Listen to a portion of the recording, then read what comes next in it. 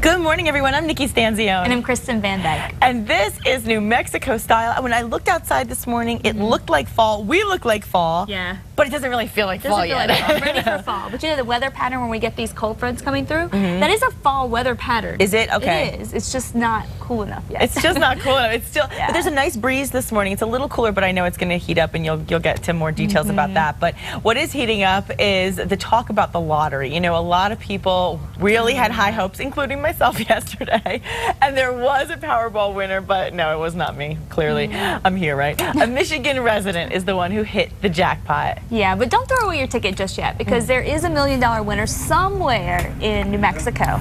The winning numbers are 6, 27, 46, 51, 56, and the Powerball 21. I know I didn't win because my check Powerball those was tickets. 17. Darn. Oh, no. All hopes are gone. Did you buy a ticket?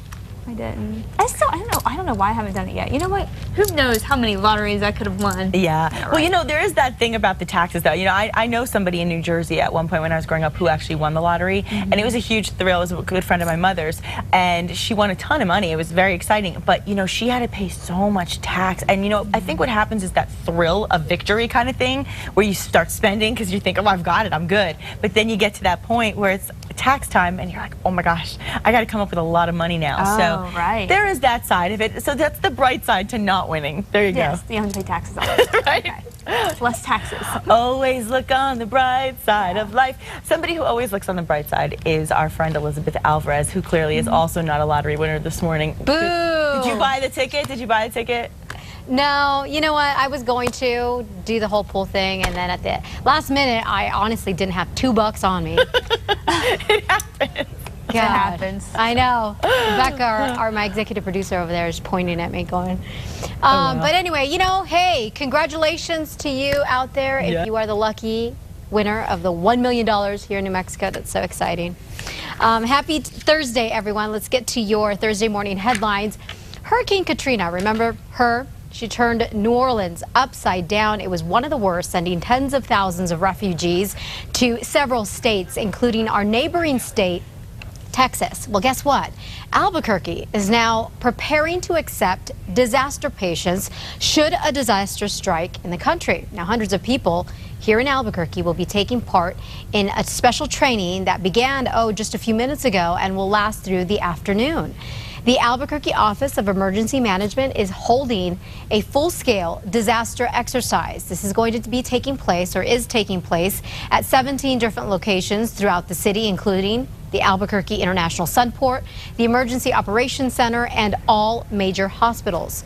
This morning at the Sunport, for example, 25 mock patients will be coming in on a C-130 aircraft as part of the emergency drill. The UNM hospital will also be ready to accept those 25 mock patients and other surprises that may spring up. As with any disaster, there's always that curve that's thrown in there. There's always those folks that, you know, self-evacuate. There's always those folks that are unplanned for. And that's really a true test in emergency preparedness, is planning for those unprepared situations. This is not just to prepare for hurricanes either. The same systems would be used if another natural disaster were to strike, or perhaps a terrorist attack were to happen here in the country. The West Mesa murder remains a mystery, but with tips flowing in, some of them have given police a chance to actually solve some other serious cases. After 11 women were found buried in the desert in early 2009, APD decided to review every cold case and missing persons file. Since then, they have reopened 9 cases involving murdered prostitutes that detectives are now doing DNA testing on. Investigators have also linked a slew of rape test kits to the same serial rapist who preyed on Albuquerque women back in the 90s. His information is now in a national database, and investigators have also been able to link Robert Bruce to the Etherman case. Remember that case? And then there's the case of Ellen Snyder, the woman who killed and buried her husband. Well, that case was also solved as a result.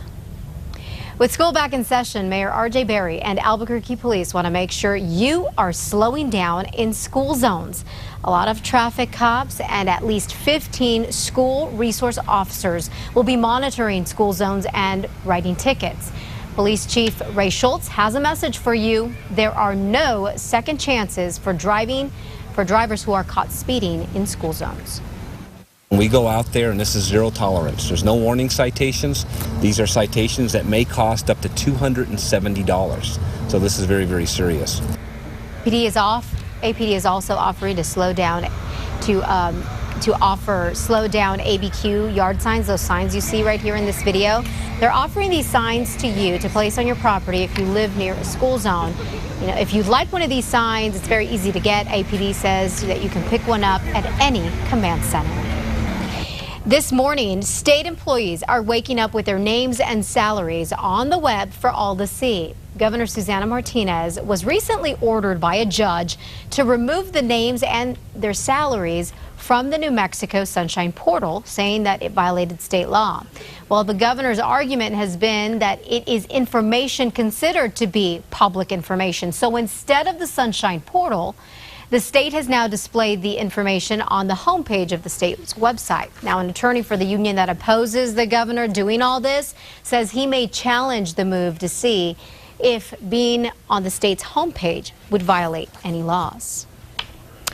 Autism is the fastest growing developmental disability, and getting services can definitely be challenging, but a one-of-a-kind clinic is certainly making it easier on families and therapists to find each other right here in New Mexico. The new clinic opens up today in Albuquerque. It's called Stimulating Minds. Now, the concept is to have all the services a child or an adult with autism needs under one roof, like speech therapy, occupational therapy, play groups, and individual or family support groups. This is such a great thing. For more information, you can always visit our website, KRQE.com. We have a link to the clinic, all the information you need to know. Just head over to the news links section. And that wraps it up for your Thursday morning headlines. Be sure to catch Matt, Kristen, and myself every weekday morning beginning at 4:30 a.m. on KRQE News 13. Nikki, Kristen, sending it back to you. Thanks, Elizabeth. Have a great day. Thanks, you too. Now, even though we kind of look like the colors of the leaves falling from the trees, there are several signs that fall is just around the corner besides us in New Mexico. But none is more welcome, of course, than the sight and the smell of roasting chili. Oh my goodness, yeah. But what may not be so welcoming is how much you may have to pay this year to get your chili fix. News 13's David Romero explains. It's that time of year again. The green chili harvest is coming in and whetting appetites. Well, I'm a chili lover, you know. I love chili. I eat chili with every meal, you know, every meal. But this year's pickings could be slim. Chili farmers in other parts of the state, such as in the Velarde Valley up north, say this year's turnout is good. That's thanks in part to plenty of water in the Rio Grande. But there are some areas down south that are responsible for the majority of the state's sales, such as the Hatch and Mesilla Valley regions, where it's a different story. There are a lot less farmers growing chili this year because of the water conditions. There's not a whole lot of water for irrigating. So if you don't have a well or you don't have a drip system set up, you're not going to be able to have enough water to grow chili. In addition to drought conditions, poor chili numbers are also attributed to competition, labor costs, and a bad hailstorm. Although we're still just at the beginning of the harvest, numbers from the U.S. Department of Agriculture show that only 11% is in. Our prices are staying the same.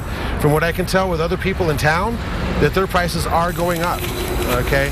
And that is because there's less farmers, there's less chili, and it's just, you know, it's the conditions of what's going on with the drought and all. Still won't be enough to keep people away from what they wait for all year long. Just make sure it's truly from New Mexico. We got to make sure that wherever we buy our chili, whether it's from me, whether it's from anybody in town, just make sure they have that certificate that shows it's New Mexico chili. Now, official tallies as to how well this year's crop produced won't be ready until next spring, so we won't know just yet. Yeah, experts and other chili farmers believe another contributing factor to the low chili numbers could be that there are fewer farmers growing chili this year. But, oh, gosh, can't wait. Oh, I love this time of year. And this morning, if you saw the news, David Romero was eating one of those chilies. How did he do after that? I mean, we only saw when he took the a cameras bite. didn't see it, but he was On fire? Yeah, he En was. fuego? Yeah, George. No, okay. I've had many lessons from many of our chefs here on the proper way to roast and peel your chili, and honestly, it takes me like an hour to peel a chili. I'm still not a master at it yet. No. So if you have any good tips for me, I do it so slow and I always lose half the chili. You just gotta get practice, you know. You just have to practice it. Practice makes perfect. Now, here's something that's also really important to mention. We talk so much about pets here on New Mexico Style, and the Eastside Animal Shelter is just inundated right now with cats as more and more owners are forced to surrender their pets. So if you are ready to open your heart and home to a homeless pet, now is the time. What's new, pussycat? Whoa, whoa, whoa.